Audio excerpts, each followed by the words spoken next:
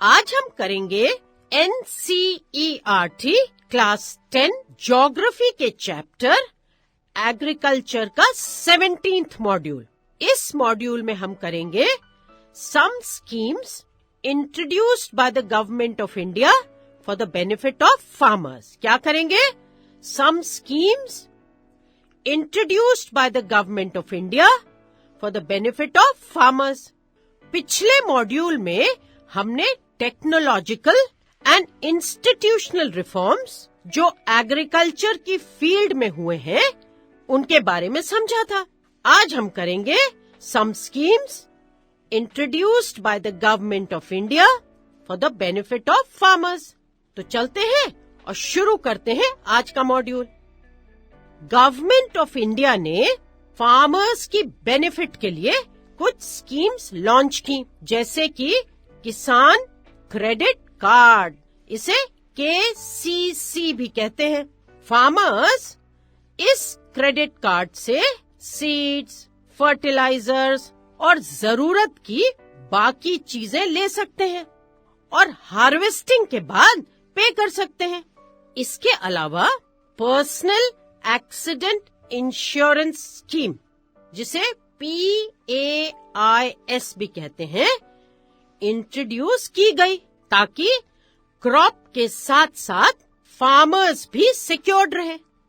Farmers के लिए दूरदर्शन और रेडियो पर स्पेशल वेदर बुलेटिन्स और एग्रीकल्चरल प्रोग्राम्स शुरू किए गए, जिसमें उन्हें वेदर फोरकास्ट और फार्मिंग से जुड़े टिप्स दिए जाते हैं। गवर्नमेंट क्रॉप्स का मिनिमम सपोर्ट प्राइस और remunerative and procurement prices for important crops भी अनाउंस करती है, जिससे मिडलमैन और स्पेक्यूलेटर्स फार्मर्स को मनमानी प्राइसेस लेकर एक्सप्लॉइट नहीं करे, मतलब उनका फायदा नहीं उठाए। अब स्पेक्यूलेटर्स क्या होते हैं? स्पेक्यूलेटर्स वो लोग होते हैं जो क्रॉप्स को खरीद कर रख लेते हैं जब प्राइसेस लो होती हैं और उसे स्टोर करते हैं और एक शॉर्टेज क्रिएट करते हैं, और जब प्राइस बढ़ जाती है तब उसको बेचते हैं। तो ये हो गए स्पेक्यूलेटर्स। अब रिन्यूमरेटिव प्राइस क्या होता है? रिन्यूमरेटिव प्राइस होता है वो प्राइस जो मिलता है प्रोड्यूसर्स को, मतलब फार्मर्स को, for the work they have done. That is ऐसा प्राइस जो कवर करता है all the inputs including the labour. जितना भी पैसा फार्मर्स लगाते हैं उसको गवर्नमेंट देती है, उसको कहते हैं रिम्यूनरेटिव प्राइस। और प्रोक्योरमेंट प्राइस वो प्राइस होती है जिस प्राइस पर गवर्नमेंट गुड्स और प्रोड्यूस लेती है प्रोड्यूसर्स से। तो ये तो बहुत क्लियर हो गया। अब जब हम लैंड रिफॉर्म्स, फार्मर्स, इन सब की बात कर रहे हैं तो आपको हिस्ट्री का एक बहुत इंटरेस्टिंग और इम्पोर्टेंट इंसिडेंट भी बताते हैं। विनोबा भावे, उनका नाम तो तुम सबने सुना ही होगा। उन्होंने इंडिपेंडेंस स्ट्रगल में पार्टिसिपेट किया था। सत्याग्रह मूवमेंट में भी वो सबसे आगे थे। महात्मा गांधी उन्हें अपना स्पिरिचुअल एयर कहते थे। गांधी जी का कॉन्सेप्ट था, मतलब आइडिया था, ग्राम स्वराज का। मीन्स विलेजेस अपने आप में इंडिपेंडेंट हो। विनोबा भावे ने गांधी जी के कॉन्सेप्ट को अपनाया। गांधी जी के मार्टरडम के बाद उनके मैसेज को सब जगह पहुंचाने के लिए विनोबा भावे ने पूरे देश की पैदल यात्रा करी। एक बार वो आंध्र प्रदेश के पोचमपल्ली विलेज में लेक्चर दे रहे थे। तभी कुछ पुअर और लैंडलेस फार्मर्स ने उनसे कुछ लैंड मांगा जिस पर वो खेती कर सके और अपना गुजारा कर सके। विनोबा भावे ने कहा कि अभी वे प्रॉमिस नहीं कर सकते, पर वो इस बारे में गवर्नमेंट से बात करेंगे। तभी श्री रामचंद्र रेड्डी उठे और उन्होंने अपने 80 एकड़ जमीन, मतलब 80 एकड़ जमीन उन 80 फार्मर्स को दान कर दी। इसे भूदान कहा गया। भू मीन्स लैंड और दान मीन्स डोनेशन, तो ये हो गया भूदान।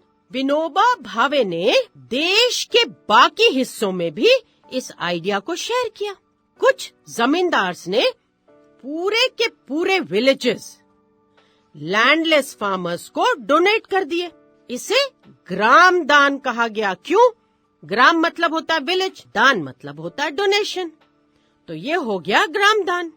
उसी टाइम क्या हुआ कि लैंड सीलिंग एक्ट भी आ गया, जिसमें प्रोविजन था कि जमींदार्स एक लिमिट से ज्यादा लैंड नहीं रख सकते।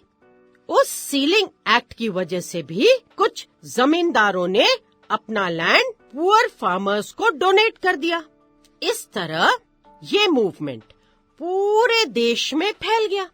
विनोबा भावे ने जो भूदान ग्राम दान मूवमेंट शुरू किया, उसे ब्लडलेस रेवोल्यूशन भी कहते हैं, क्योंकि इस मूवमेंट में कोई लड़ाई, कोई झगड़ा नहीं हुआ। लोगों ने अपनी मर्जी से लैंड डोनेट किया। तो चलिए एक बार जो कुछ हमने अभी पढ़ा है उसको रिकैप कर लेते हैं। तो सबसे पहले हमने क्या पढ़ा? सबसे पहले हमने पढ़ा वो स्कीम्स जो गवर्नमेंट ऑफ इंडिया ने फार्मर्स के लिए लॉन्च किए हैं। तो उन्होंने क्या क्या लॉन्च करा? किसान क्रेडिट कार्ड और पर्सनल एक्सीडेंट इंश्योरेंस स्कीम। और ये किसके बेनिफिट के लिए की गई थी? फार्मर्स के बेनिफिट के लिए। और क्या क्या हुआ बताओ, सोचो। ये तो हमने करा है ना मॉड्यूल में। और क्या करा गवर्नमेंट ने?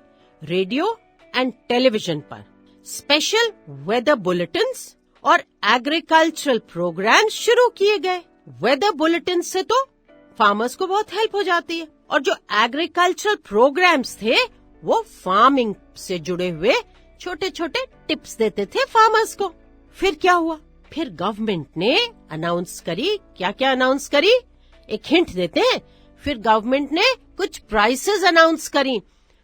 कौन कौन सी प्राइसेस थी वो बताओ? हाँ, minimum support price, remunerative and procurement prices. और ये क्यों की गई थी? ताकि स्पेक्यूलेटर्स और मिडलमैन फार्मर्स को एक्सप्लॉइट न कर पाए। अब भूदान ग्राम दान movement was initiated by Vinoba Bhave. इसमें क्या हुआ था? इसमें लैंड ओनर्स अपने लैंड पुअर लैंडलेस फार्मर्स को अपनी मर्जी से डोनेट कर दिया करते थे, और इसे ब्लडलेस रेवोल्यूशन भी कहते हैं। So now let's do a quick revision. Kisan credit card and personal accident insurance scheme are some schemes for the benefit of farmers.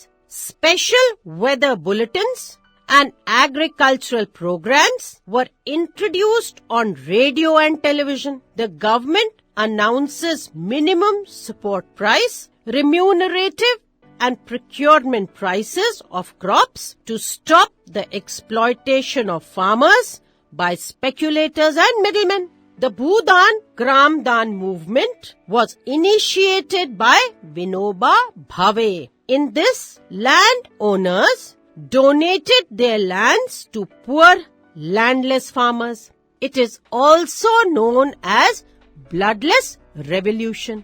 तो यहाँ पे हमारा मॉड्यूल खत्म होता है, और हमने इस मॉड्यूल के सारे इम्पोर्टेंट पॉइंट्स मतलब कॉन्सेप्ट्स बहुत अच्छे से समझे और उनका रिवीजन भी करा है। तो अब इस मॉड्यूल पर बेस्ड कोई भी क्वेश्चन आप बहुत आसानी से आंसर कर सकते हैं।